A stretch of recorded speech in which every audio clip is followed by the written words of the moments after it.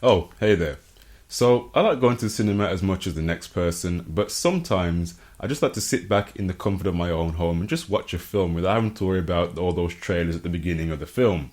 But I do lose out on the overall experience of being at a cinema, the big screen, the immersive sound.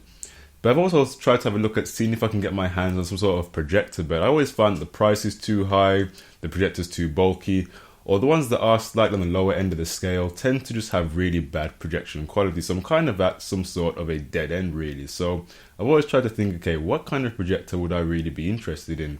And then I got to thinking, maybe I can still sit here with my Pepsi and my popcorn and still get that cinema experience.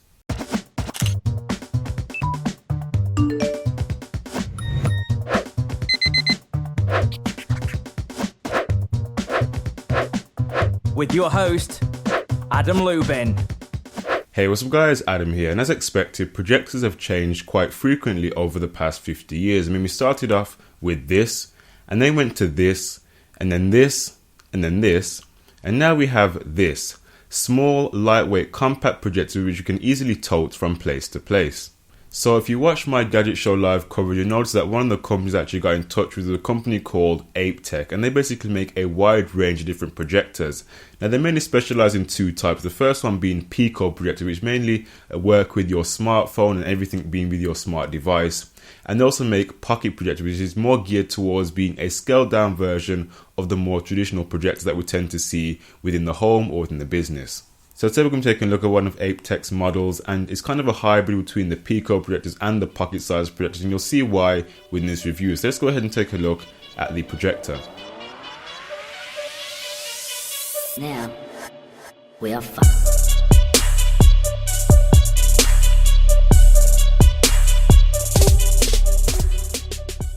So Aiptek have decided to go with a very simple exterior design. It's an all plastic design, and they've actually gone with a two-tone plastic. So on the top of the device you're going to be getting a glossy white plastic, whereas on the bottom it's going to be more of a matte finish. On the back of the device where you're going to find a series of inputs, the first one being the 3.5mm headphone and speaker output.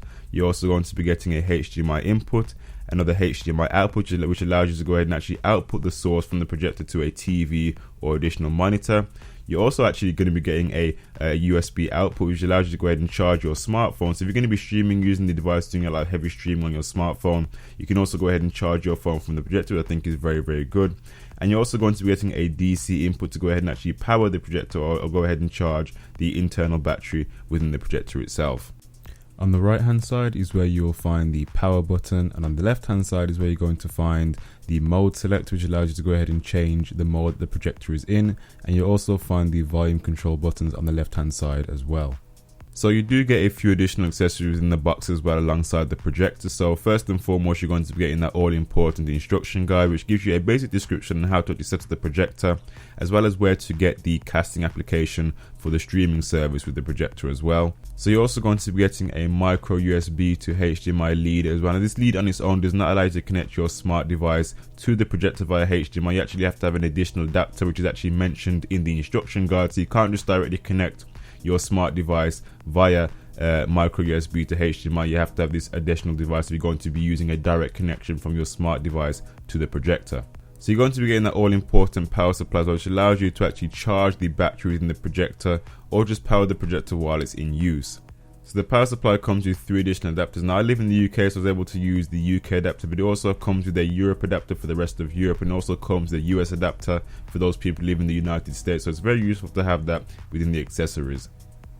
So the final accessory is going to be the carrying case, which allows you to go ahead and carry the projector around safely, and also protects the projector as well from dust and scratches, especially on the lens of the projector as well. So very useful to also have that within the accessories.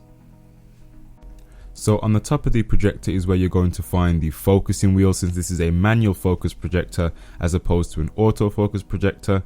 And then moving on to the base of the projector is where you're going to find the tripod. Now this is where I kind of get my first gripe with the projector, because right by the tripod mount is where you're also going to find the speaker. But if your tripod that you're using has a tripod plate, i.e. it's a detachable plate, when you go ahead and screw onto the tripod, you're going to be covering up the speaker. And on top of that, next to the speaker, there's also these two ridges which are actually positioned next to the speaker, which means when you go ahead and actually place the tripod plate on the projector, it means that when you go ahead and place it back on the tripod, it's going to be sitting slightly off axis. So I wouldn't recommend using a tripod with a fluid head. I'd more recommend using a tripod like a photo tripod with a ball head, because it gives you more mobility to go ahead and adjust and correct the position of the projector. So I wouldn't recommend using a fluid head. If you're going to be mounting the projector to a tripod, I'd definitely recommend using a photo head or a ball head. Alternatively, you could mount the projector to a light stand, and that would kind of get rid of the issue with the tripod plate covering the speaker, though you don't get as much mobility with a light stand as you would do with a tripod. So now that I've actually mentioned the speaker, I thought I'd go ahead and talk to you guys about the quality of the speaker. So the speaker for a projector of this size does sound really good. However, it's positioned right next to where the fan of the projector is. So I found that when I was actually using the projector, the fan noise was almost competing with the audio coming from the speaker. So I would definitely recommend, if you want to get the best audio quality possible, using a pair of headphones or using a pair of external speakers. So for those of you interested in how the speaker sounds, here's a quick audio test.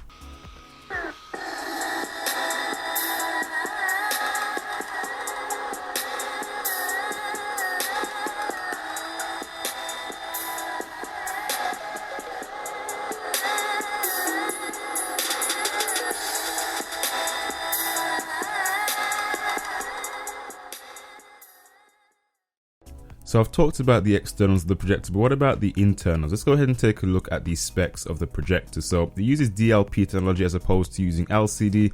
This means you're going to be getting a lot deeper and richer blacks and overall better color accuracy. The resolution of the projector is WVGA, which is a resolution of 854 by 480, which sounds low on paper, but remember, it's a projector, so you're not going to be sitting as close as you would be with, say, your desktop monitor at 1920 by 1080p. You're going to be sitting a lot further back with this projector. So as I mentioned before, the projector has a rechargeable battery, and you can expect to get around 2 hours depending on what mode you're going to be using. So you can get 2 hours in normal mode. If you use the projector in enhanced mode, you can expect to get about an hour and a half, or if you use it in eco mode, you can expect to get around 3 hours. So the overall projection size is around about 120 inches. As I mentioned before, there's no focusing motor within this projector, so everything is just manual focus using the dial on top of the projector, so there's no autofocus.